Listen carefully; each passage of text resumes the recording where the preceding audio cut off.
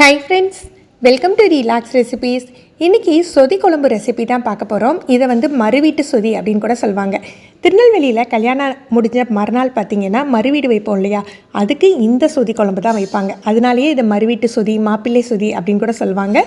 இந்த சொதி குழம்பு சாப்பிட ஆசைப்பட்டு நிறைய பேர் மறுவீடு அட்டன் பண்ணுவாங்கங்க.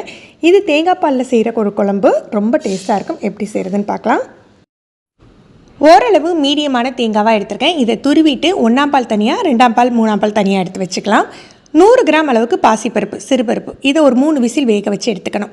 ஒரு துண்டு தேங்காய், 4 பச்சை மிளகாய் வச்சு அரைச்சி எடுத்துக்கணும். பச்சை மிளகாவை தனியாக அரைக்க முடியாது அப்படிங்கிறதுக்காக ஒரு துண்டு தேங்காவோட அரைச்சிக்கிறோம்.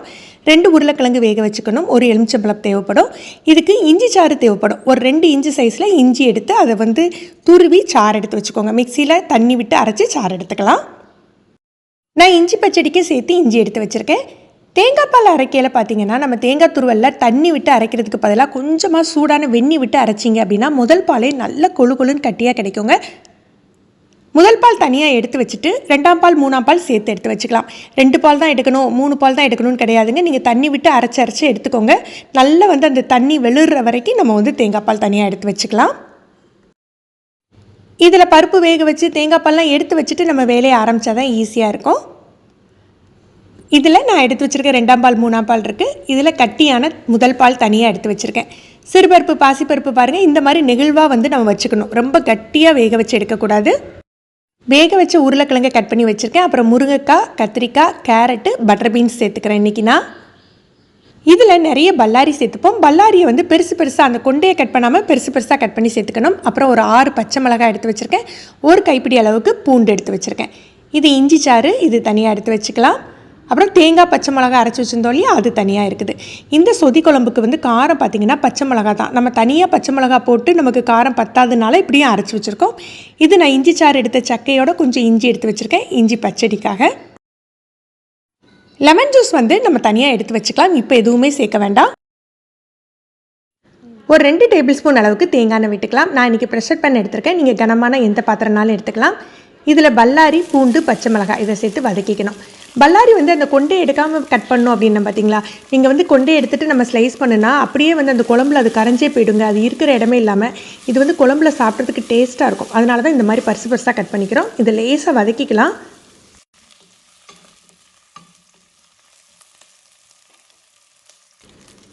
இது லைட்டாக வதங்கி வந்தாக்கில் மற்ற காயெல்லாம் சேர்த்துடலாம். பல்லாரி கலர்லாம் மாறணும்னு இல்லைங்க, லைட்டாக வதங்கினா போதும். இப்போ இதை லைட்டாக வதக்கி விட்டுக்கலாம். ரொம்ப நேரம் வதக்கணும்னு அவசியம் இல்லை. இதெல்லாம் எண்ணெயில் வதங்கணும்னு அவசியம் இல்லை. ஏன்னா இந்த காய் எல்லாமே தேங்காய் பாலில் தான் வேகணும். இப்போ நம்ம எடுத்து வச்சுருந்தோம் இல்லையா 2ஆம் பால், 3ஆம் பால், அந்த தண்ணி பாலை இதோட சேர்த்துக்கலாம்.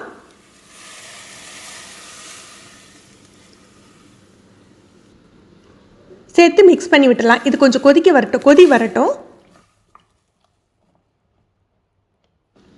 கொதி வந்தாக்கில் நம்ம அரைச்சி வச்சுருக்க பச்சை மிளகாய் விழுது இருக்குல்ல, அந்த பேஸ்ட்டை இதில் சேர்த்துக்கலாம்.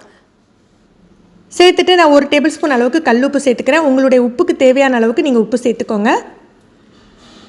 இப்போ நம்ம டேஸ்ட் பண்ணி பார்க்கல உப்பு காரம் நமக்கு சரியாக தெரியாது. ஏன்னா நம்ம பச்சை மிளகாய் காரம் அப்படிங்கல நல்ல கொதிக்கையில் தான் அதோட காரம் சாறுலாம் உள்ளே இறங்கும்.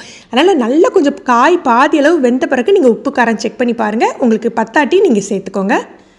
காயெல்லாம் நல்ல பதமாக வெந்துட்டு இப்போ நம்ம வேக வச்சுருக்கோம் இல்லையா சிறுபருப்பு, அதை இதில் சேர்த்துடலாம். சிறுபருப்பு இந்த மாதிரி நெகிழ்த்தியாக தான் நம்ம வேக வச்சுக்கணும். கொஞ்சம் கட்டியாக இருந்தால் கூட தண்ணி விட்டு கொஞ்சம் மிக்ஸ் பண்ணி வச்சுக்கோங்க. இப்போ இதை நல்லா மிக்ஸ் பண்ணிவிட்டு நல்லா ஒரு கொதி விட்டுறணும். ஒரு கொதி கொதித்த பிறகு கட்டியான முதல் பால் சேர்த்துக்கணும். முதல் பால் சேர்க்கையில் தீயை நல்லா குறைவாக வச்சுக்கோங்க. இதையும் லேசாக கலந்து விட்டுறலாம்.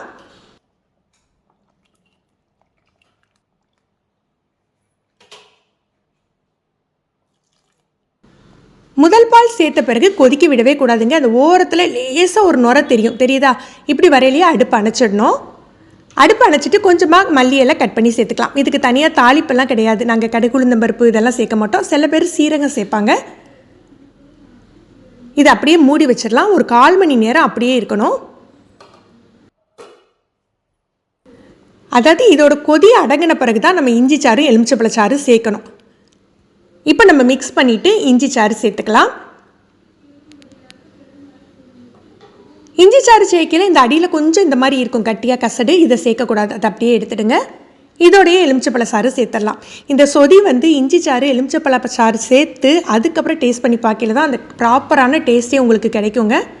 இப்போ இதை அப்படியே மிக்ஸ் பண்ணி மூடி வச்சிடலாம். அதுக்கப்புறம் நம்ம சாப்பிடையில பரிமாற வேண்டியதுதான். இதில் ஒரு டிப்ஸ் நீங்கள் பார்க்குறது என்னென்னா, நம்ம 2ஆம் பால் சேர்த்து கொதிக்கையில் உப்பு அப்புறம் பச்சை மிளகாய் பேஸ்ட்லாம் போடுவோம் பாருங்கள். அப்போ லைட்டாக தெரிஞ்ச மாதிரி தெரியும், ஆனால் தெரியாதுங்க. நல்லா ஒன்று போல் சேர்ந்து காயெல்லாம் வெந்து முதல் பால் சேர்த்து பருப்பெல்லாம் சேர்த்து முதல் பால் சேர்க்குறோம் பாருங்கள். எல்லாம் ஒன்று போல் செட் ஆகி சூப்பராக தளன்னு வந்துடுங்க. நீங்களும் இந்த ரெசிபி ட்ரை பண்ணி பாருங்கள். இந்த வீடியோ பிடிச்சிருந்தா லைக் பண்ணி ஷேர் பண்ணுங்கள். உங்களுக்கு திருநெல்வேலியில் உள்ள ஸ்பெஷல் ஐட்டம் சின்ன வெங்காய வடகம் மசாலா ஏதாவது தேவைப்பட்டதுன்னா ஸ்க்ரீனில் ஒரு வாட்ஸ்அப் நம்பர் கொடுத்துருக்கேன். அதுக்கு நீங்கள் ஆர்டர் பண்ணி வாங்கிக்கலாம். தேங்க்யூ.